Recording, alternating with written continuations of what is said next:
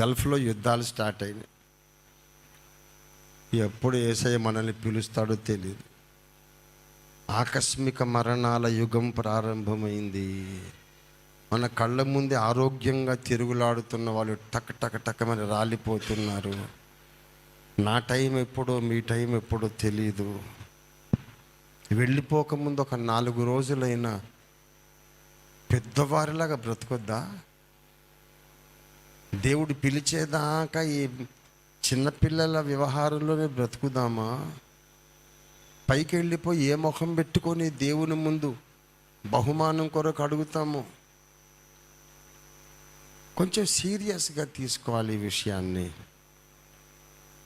దీని కొరకు స్పెషల్గా ప్రార్థన దినాలు ప్రతిష్ఠించుకోండి. ప్రతి ఒక్కరూ కూడా చెప్పండి దేవునికి, నాకు ధైర్యం ఉంది, నాకేం భయం లేదు. మీ దాసుడు ఇలాగ అన్నాడయ్యా, నేను సేవకు వచ్చి తప్పు చేశానేమో అన్నాడు, పెద్దవాళ్ళు ఎవరు కనిపించట్లేదు అందరూ చిన్నపిల్లలే కనబడుతున్నారు అన్నాడు.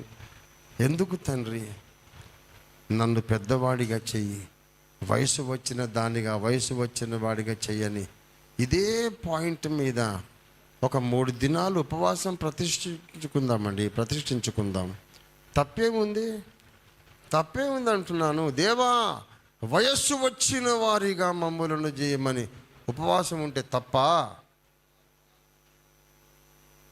We have to change. ఎలాగైనా సరే మన ముందు 2 ఆప్షన్స్. ముగించేస్తున్నా. మనము వయసు వచ్చిన వారుగానైనా ఉండాలి, లేకపోతే పైకి వెళ్ళి దేవుని ముందు సిగ్గుతో తలదించుకుని నిలబడాలి. వయసు వచ్చిన వారుగానైనా మనం ఈ లోకంలో బ్రతకాలి.